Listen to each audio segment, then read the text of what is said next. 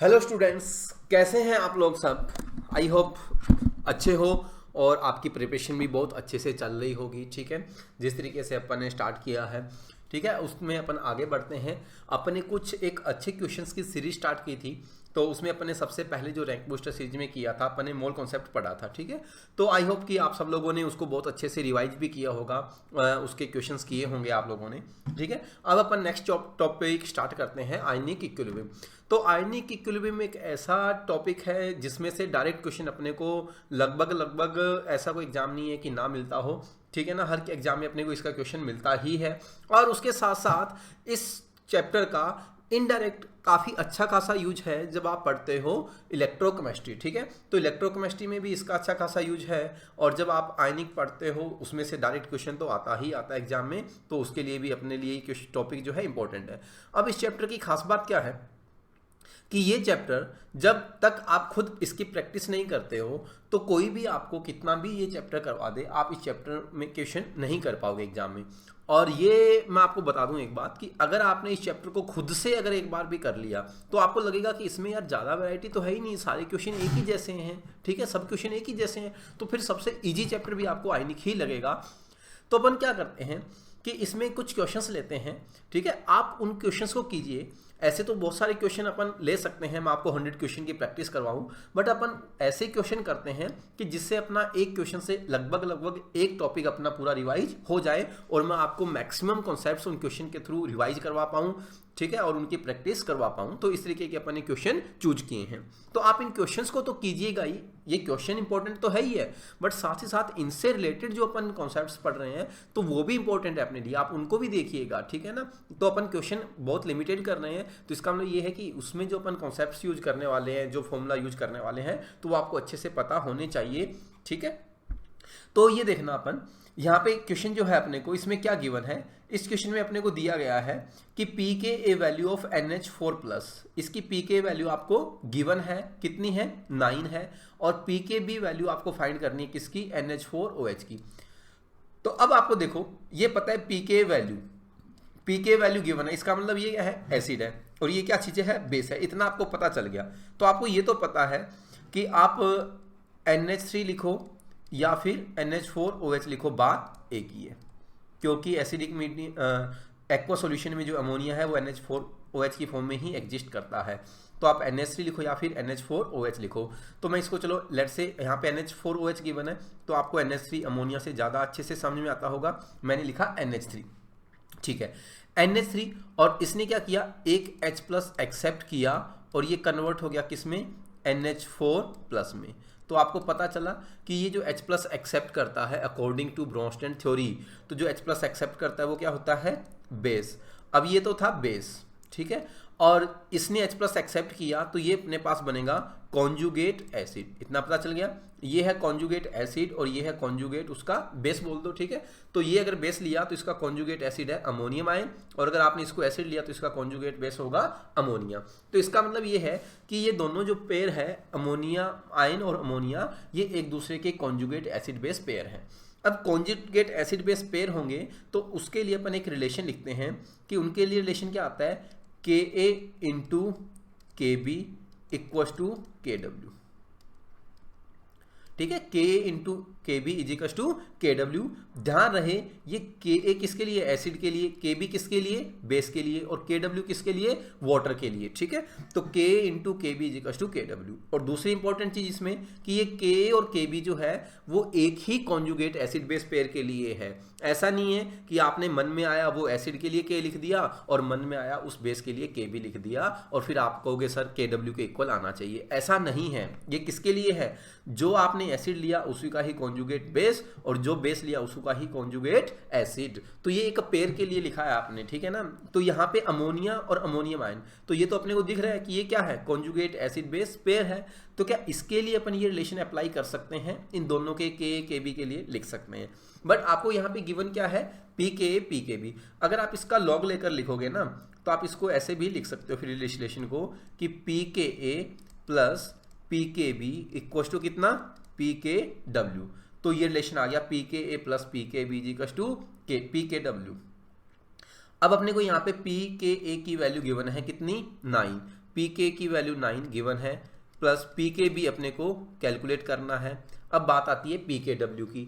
अब पीके डब्ल्यू को अगर आप देखोगे यहाँ पे, तो पीके डब्ल्यू मतलब वाटर के लिए, अब वाटर के लिए अपने को पता है कि 25 डिग्री पे ये वैल्यू कितनी आती है। ध्यान से एक बार फिर देखो इसको, कि अपने को पता है के डब्ल्यू की वैल्यू कितनी, 10 टू पावर -14, तो इट मीन्स पी के डब्ल्यू की वैल्यू कब कितनी आ गई, 14 आ गई। और ध्यान रहिए किस पे आती है, 25 डिग्री सेंटीग्रेड। अब अपने को क्वेश्चन में कोई भी टेम्परेचर मेंशन नहीं किया गया, कोई भी टेम्परेचर मेंशन नहीं किया गया, इसका मतलब क्या है, temperature by default 25 degree centigrade, तो इसका मतलब पी के डब्ल्यू की वैल्यू कितनी आ गई, 14 आ गई। और इससे आप फाइंड कर लोगे कि पी के बी की वैल्यू जो है वो कितनी आ जाएगी, 5 आ जाएगी। तो पी के ए 9 है, तो पी के बी की वैल्यू कितनी आ जाएगी, 5 आ जाएगी। और ये इसलिए भी इंपॉर्टेंट है ये रिलेशन, ठीक है ना। आप इसका इनऑर्गेनिक और ऑर्गेनिक में भी अच्छा यूज करते हो। याद रखो, आपने ऑर्गेनिक में भी एक पढ़ा होगा या इनऑर्गेनिक में भी पढ़ा होगा कि अगर एसिड जितना स्ट्रॉन्ग है तो उसका कॉन्जुगेट रिलेटिवली उतना ही वीक होगा। ये भी पढ़ा ना आपने कि जितना एसिड स्ट्रॉन्ग होगा उसका कॉन्जुगेट बेस उतना ही वीक होगा, या फिर बेस जितना स्ट्रॉन्ग होगा तो उसका कॉन्जुगेट एसिड उतना ही वीक होगा। तो ये देखो वो कैसे आया कि K इंटू के बी की वैल्यू कितनी है, के डब्ल्यू। अब के डब्ल्यू की वैल्यू क्या है, कांस्टेंट है। अब के डब्ल्यू की वैल्यू कांस्टेंट है तो के ए जितना ज़्यादा होगा, के की वैल्यू जितनी हायर होगी, के बी की वैल्यू उतनी ही लोअर होगी। याद रहेगा, के जितना ज़्यादा होगा के बी उतना ही कम होगा। मतलब के ज़्यादा मतलब एसिड जितना स्ट्रॉन्ग होगा बेस उतना ही वीक होगा, और के बी जितना ज़्यादा होगा तो के ए उतना ही कम होगा, तो वाइस वर्सा। ठीक है, तो ये वहाँ पे भी आप यूज करते हो। जैसे आपने इनऑर्गेनिक में भी पढ़ा होगा, आपको याद होगा कि ठीक है ना, कि अगर आप देखो HCl, HBr और HI है ना, तो सबसे स्ट्रॉन्गेस्ट एसिड कौन सा है, HI है। बट अगर आप बेस की बात करोगे तो इनकी बेसिक स्ट्रेंथ फिर क्या होती है ना, I- सबसे वीक होगा, फिर Br- और फिर Cl-। तो ये आप यूज करते हो इनऑर्गेनिक में भी, और ऑर्गेनिक में भी आप इस कॉन्सेप्ट का अच्छा खासा यूज लेते हो। तो ध्यान रहे यहाँ पे ये बहुत इंपॉर्टेंट रिलेशन है कि के ए इंटू के बी इजिकल्स टू के डब्ल्यू, या फिर पी के ए प्लस पी के बी इजिकल्स टू पी के डब्ल्यू। ठीक है, तो ये था अपने पास।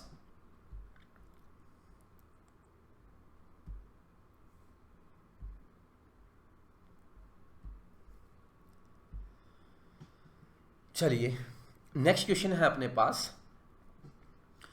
ठीक है, ये क्या बोल रहा है, which of the following solution, ठीक है, will have pH equals to 8। अब पीएच 8 है, और पहला जो ऑप्शन अपने को गिवन है वो क्या है कि HCl का कंसंट्रेशन कितना गिवन है, 10 टू पावर -8। तो ये बहुत ही एक अच्छा ऑप्शन है, जो अक्सर ऐसे एग्जाम में क्वेश्चन पूछा गया बहुत बार इसी कंसेप्ट पे, कि आपको बोला है कि HCl का कंसंट्रेशन कितना है, 10 टू पावर -8 मोलर। तो आप फटाक से बोलते हो कि ये सर स्ट्रॉन्ग एसिड है, तो H+ कितना आएगा, 10 टू पावर -8, तो इसका मतलब इसका pH कितना, 8। तो ये सबसे ज़्यादा गलती आप यहाँ पे कर देते हो। क्या कर देते हो भाई, वो ये कर देते हो कि HCl जो है वो एसिड है। अब HCl अगर एसिड हुआ तो HCl एसिड हुआ तो एसिड का pH आप जानते हो कि 25 पे कभी भी 7 से ज़्यादा नहीं आ सकता। तो 7 से ज़्यादा नहीं हो सकता, मतलब पहला ऑप्शन तो रॉन्ग, इनकरेक्ट, कि इसका pH तो कभी भी नहीं हो सकता ग्रेटर देन 7। चलिए सेकेंड ऑप्शन, ये आपको लग रहा है कि 10 टू पावर -8 मोलर H+ का कंसंट्रेशन है, तो अगर H+ 10 टू पावर -8 है तो आप बोल सकते हो कि pH कितना होगा, pH को आप ऐसा ही लिखते हो कि pH equals to -log of H+। अब H+ का कंसंट्रेशन कितना है, 10 टू पावर -8, तो आप लिख सकते हो pH equals to -log of 10 to power -8। तो यहाँ से आप सोल्व करोगे तो pH की वैल्यू कितनी आ जाएगी, 8। तो ये ठीक है। अब अपन नेक्स्ट देखते हैं बेरियम हाइड्रोक्साइड। तो बेरियम हाइड्रोक्साइड देखोगे तो यहाँ से आप चेक कर लो कि इसका ऑप्शन, जैसे आप second, third and fourth option दोनों सिमिलर हैं, तो अपन दोनों का ही चेक कर सकते हैं कि ठीक है, आपको यहाँ पे बेरियम हाइड्रोक्साइड गिवन है। बेरियम हाइड्रोक्साइड आपको पता है स्ट्रॉन्ग बेस है, तो Ba+2 मिलेगा और ट्वाइस ऑफ OH- मिलेगा। कितना मिलेगा, ट्वाइस ऑफ OH-। अब देखो इसकी कंसंट्रेशन आपको गिवन है 2 इंटू 10 टू पावर -6। तो इससे जो बेरियम प्लस आएगा वो कितना आएगा, इससे जो बेरियम प्लस आएगा वो कितना आएगा, देखिए ठीक है। बेरियम प्लस कितना आएगा इससे, बेरियम प्लस तो सेम आ जाएगा, बट अपने को बेरियम प्लस से मतलब नहीं है, OH माइनस से मतलब है। तो OH माइनस कितना आएगा, इसका डबल आ जाएगा, तो ये आएगा 4 × 10⁻⁶। अब OH इतना आ गया अपने पास, तो आप POH फाइंड कर सकते हो। POH की वैल्यू आएगी 6 - log 4। ठीक है, अगर आप इसका pH फाइंड करोगे तो pH कितना आ जाएगा, 8 + log 4। 8 + log 4 यानी कि आप इसको लिख सकते हो 8.6। ठीक है, सिमिलर आप NaOH कितना है 10⁻⁵, तो इससे OH कितना आएगा 10⁻⁵, तो POH कितना आएगा 5, POH 5, तो इसका pH कितना आएगा 9। ठीक है, तो इस तरीके से अपन फाइंड कर सकते हैं। तो इसका आंसर आ जाएगा कौन सा, सेकंड। चलिए नेक्स्ट क्वेश्चन देखते हैं, क्वेश्चन नंबर 3। ठीक है, इसने पूछा है कि which of the following solution will have pH close to 1, मतलब किसका सॉल्यूशन जो है pH कितना आएगा 1 आएगा। ठीक है, तो यहाँ पे देखो आपको मिक्सचर दिया गया है, तो जितने भी आप ऑप्शंस देखोगे तो इन ऑप्शंस में आप देखोगे कि इन ऑप्शंस में आपने देखा कि सभी ऑप्शंस में जो है वो आपको HCl, ठीक है, HCl और NaOH इन दोनों का मिक्सचर गिवन है। तो HCl क्या चीज़ है, एसिड, और NaOH क्या चीज़ है, बेस। कि HCl और NaOH का मिक्सचर गिवन है, एसिड और बेस का मिक्सचर गिवन है। तो मतलब जब भी आपको एसिड और बेस का मिक्सचर गिवन है तो आपको करना क्या होगा, पहले उन दोनों की रिएक्शन करवानी होगी, क्योंकि एसिड और बेस को जब भी मिक्स करोगे तो पहले क्या होगी, उनकी रिएक्शन होगी। अब उन दोनों की रिएक्शन होगी तो अपन करवा के देख लेते हैं। अब रिएक्शन करवाएंगे तो अपन देखते हैं कि क्या होगा, किसका कैसे करना है। ठीक है, तो पहला अपन देखते हैं कि देखो भाई, पहले ऑप्शन में अगर आप देखोगे कि यहाँ पे देखो कि HCl कितना है 100 ml और इसकी कंसंट्रेशन कितनी है 1/10, और NaOH भी कितना है 100 ml और इसकी कंसंट्रेशन भी कितनी है 1/10। तो अब देखो दोनों सॉल्यूशंस को देखो आप, एसिड और बेस को, तो वॉल्यूम भी दोनों का सेम है, कंसंट्रेशन भी दोनों का सेम है, और इन दोनों की जो बेसिसिटी और एसिडिटी है, एक H+ देगा और एक OH देगा। तो मतलब एसिड और बेस दोनों क्या होंगे, सेम होंगे, H+ और OH क्या आएंगे, इक्वल आएंगे। ठीक है, इक्वल आएंगे तो इसका मतलब ये सॉल्यूशन पहले वाला जो है वो कैसा होगा, न्यूट्रल। कैसा होगा, न्यूट्रल होगा। न्यूट्रल होगा तो इसका मतलब इसका pH तो कितना आने वाला है 7 आने वाला है। चलिए, अब इसका pH 7 आने वाला है, तो अपन पूछा कितना है अपने से 1, तो इसका तो 1 नहीं आएगा। अब अपन देखते हैं सेकंड ऑप्शन की तरफ। चलो सेकंड ऑप्शन को देखते हैं, अपन चेक करते हैं कि HCl है, ठीक है, और इसकी रिएक्शन करवा दो आप किसके साथ, NaOH के साथ, तो अपने को मिलेगा NaCl + H2। ये तो रिएक्शन होगी एसिड और बेस की। अब HCl के आप मिलीमोल फाइंड करो कि HCl का वॉल्यूम गिवन है 55 और वॉल्यूम कंसंट्रेशन कितनी है 1/10। तो इसके अगर आपने मिलीमोल फाइंड किए तो वो आएंगे मोलैरिटी इनटू वॉल्यूम, ये आपको पता होना चाहिए। ठीक है, तो मोलैरिटी इनटू वॉल्यूम आते हैं, तो इसके मोल्स आएंगे 55 × 1/10 यानी कि वो आएंगे 5.5। ऐसे ही NaOH के फाइंड करोगे तो वो आएंगे 4.5। अब देखो 5.5 और 4.5 ये न्यूट्रलाइज हो गए 4.5, तो बचेंगे कितने 1। अब इसके 1 बचे तो NaCl तो सॉल्ट है, स्ट्रॉन्ग एसिड स्ट्रॉन्ग बेस का, न्यूट्रल होता है।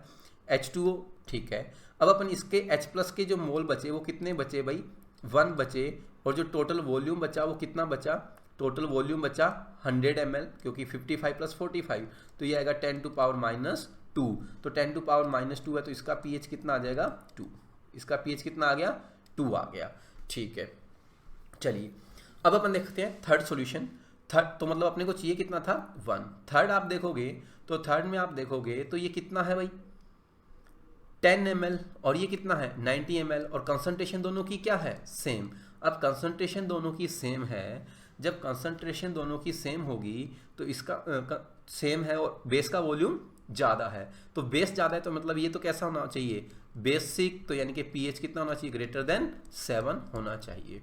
चलो तो ये भी नहीं होगा। अब थर्ड में चेक करते हैं, थर्ड में HCl के कितने आएंगे देखो 75 × कितना 1/5, तो HCl अगर आप दोबारा से रिएक्शन लिखते हैं HCl + NaOH, ये आपको मिलेगा NaCl + H2O। ठीक है, NaCl + H2O, तो HCl कितना आएगा 75 × 1/5, तो ये कितना आएगा 15, और NaOH कितना आएगा 5, तो ये 5 से 5 न्यूट्रलाइज होगा तो बचेगा कितना 10।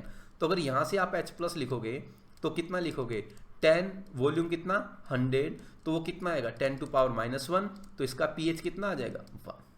तो कौन सा आंसर होगा अपना 4th वाला। ठीक है, तो इसमें से चारों में कैलकुलेशन करनी होगी, बट अगर आप इसको एग्जाम में करना चाहो इस क्वेश्चन को, तो एग्जाम में करना चाहो तो क्या कर सकते हो आप, 2 ऑप्शन आपको देखते ही पता चल जाते हैं, तो आपको चारों क्वेश्चन सॉल्व ना करने पड़े, तो इससे अपना टाइम सेव भी हो जाता है। तो वो भी अपने को पता होना चाहिए एग्जाम में कि चारों सॉल्व करें या 2 को ऐसे ही एलिमिनेट कर दें। ठीक है, तो टाइम फैक्टर भी इंपॉर्टेंट होता है एग्जाम में। ओके, चलिए तो ये क्वेश्चन देखते हैं अपन।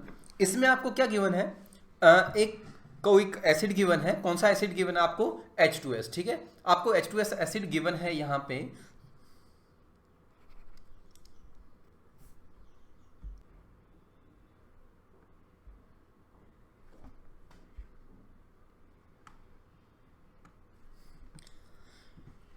ठीक है भाई, ये जो एसिड गिवन है H2S, तो ये अपने को देखकर पता चला कि K1 और K2 दो वैल्यूज गिवन है। तो K1 K2 दो वैल्यू गिवन है, इसका मतलब आप समझते हो कि ये जो H2S एसिड है वो 2 स्टेप में क्या करेगा, अपने को H+ देगा ना, डाइप्रोटिक एसिड है। तो पहले स्टेप में H+ देगा, तो आपने ये लिख दिया। इसके लिए जो वैल्यू है इक्विलिब्रियम कांस्टेंट यानी कि K की वैल्यू, वो आपको गिवन है 10 टू पावर -7। और जो सेकंड स्टेप में गिवन है वो है कितना 1.3 इंटू 10 टू पावर -13। अब इस वैल्यू को आप बड़े ही ध्यान से देखो तो आपको पता चलेगा कि यार जो सेकंड वाली वैल्यू है ना, पहले वाली वैल्यू 10 टू पावर -7 ये बहुत कम है, और जो सेकंड वाली K2 है तो ये तो बहुत ही कम है, यानी कि 10 टू पावर -13। तो इतनी कम वैल्यू है, तो इसका मतलब ये हुआ कि ये जो H2S एसिड है वो सेकंड स्टेप में थ्योरेटिकली H+ देगा तो सही, बट बहुत कम देगा, मतलब नेग्लिजिबल देगा, उसका कोई इम्पैक्ट अपने पीएच पे कैलकुलेशन में नहीं आने वाला। तो मतलब ये कि जब ऐसा एसिड अपने पास डाइप्रोटिक हो और उसकी जो K2 की वैल्यू है वो बहुत कम हो एज कंपेयर टू Ka1, और मोस्टली ऐसा ही मिलेगा आपको कि K2 की वैल्यू जो है वो K1 से काफ़ी कम ही मिलेगी 99.9% केसेज में। तो अपने को क्या करना है, पहले वाले H+ ही कंसीडर करना है, दूसरे वाला जो H+ है उसको क्या करना है, अपने को नेग्लेक्ट कर देना है। आप बोलोगे सर हमें तो नेग्लेक्ट नहीं करना, हमें तो प्रॉपर लाना है, तो देखना आप प्रॉपर लाके भी आंसर वही आने वाला है आपका जो।